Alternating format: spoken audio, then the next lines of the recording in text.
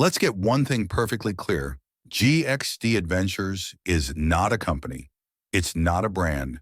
It's not a licensed studio, and it's not a registered business entity.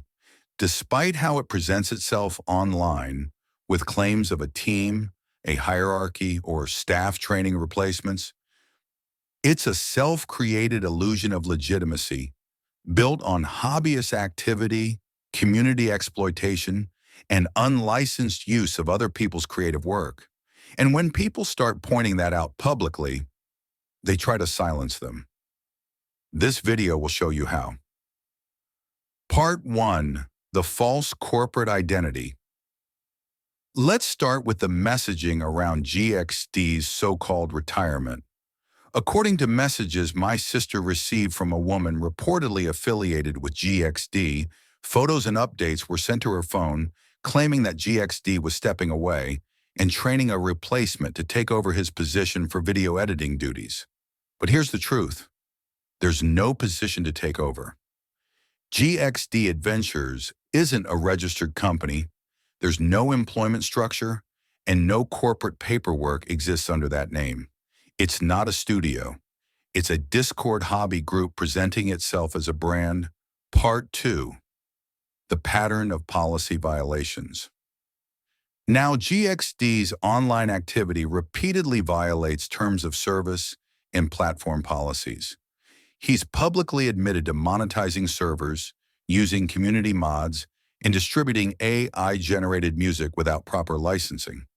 For example, in his own Steam review of ARK, Survival Evolved, posted October 31, 2019, he wrote, and I quote, "You can to some extent advertise and monetize your server you host and own." And he continued, "I have hosted a server cluster for over 2 years now. If you want to know which one it is, look up GXD Adventure Servers. We have a website I won't post link to because I don't wish to be in trouble." That line, "I don't wish to be in trouble," says everything. Even then, GXD knew he was pushing monetization boundaries that violated game and platform policy. Part 3. Repeated complaints. I commented under that very Steam review, writing, and this is a direct quote, "Another con is that you can overwhelm the people on the server like you did me and run everyone off the game by adding dozens of mods every few days till it crashed our computers. Reading your review here and seeing just how many hours you've played this game and others like ConanExiles, you have no life outside of these games. It's honestly pathetic. You're part of the toxic community by not having fair rules set up and trying to steal and make money off the workshop mods people have made for free use. It shows a consistent pattern, exploiting community mods, breaking balance, and overwhelming players. Years before, the same behavior resurfaced in ConanExiles Part 4, the harassment threat. Now let's talk about intimidation. Months ago, I received a comment from a user named Zerig Long on one of my YouTube videos stating, and I quote, "This may lead to something that really isn't worth it. If he is not removed from those sites, then they are intentionally ignoring your report or they see nothing wrong. If the third thing happens, I'd suggest strongly to stop on films, as it will come off as harassment, because GXD from nowhere I can find is mentioning you. Harassment can be reported on YouTube. If every video that's posted is talking badly about a single individual, YouTube can suspend your account for indirect harassment if others begin to bother them. That's an intimidation attempt. The problem? Everything I've posted has been factual, sourced, and based entirely on GXD's own publicly available materials. His Steam reviews, his Discord statements, his YouTube uploads, and his own branding efforts.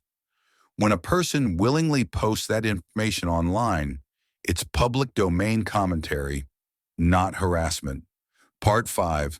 Public content means public accountability. GXD publicly promotes his content, his servers, his AI songs, and his supposed brand. GXD Adventures.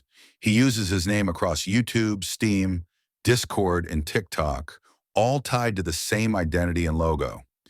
That's not private information, and that's public branding. When you operate under a shared online brand and advertise content publicly, you open yourself up to public scrutiny and critique.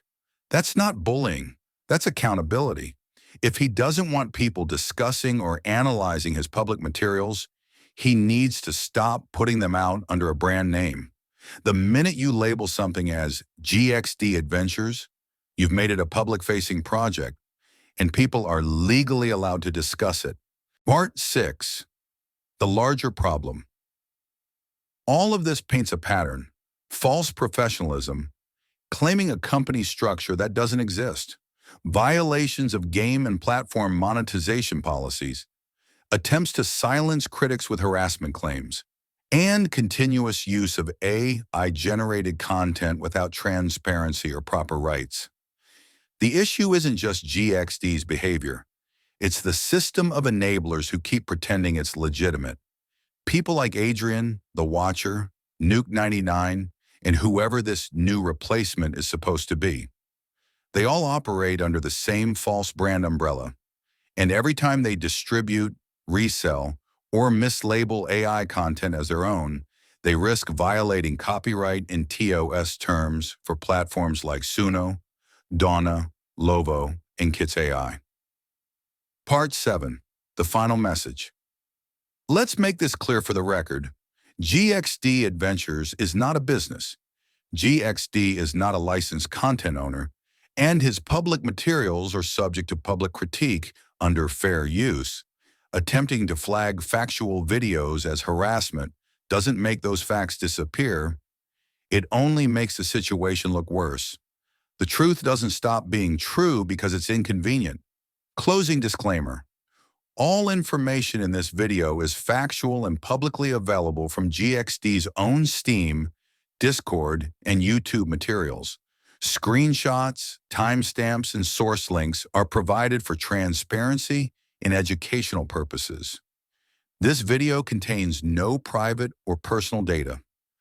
Commentary and analysis are protected under fair use and YouTube's policies on public accountability. Thank you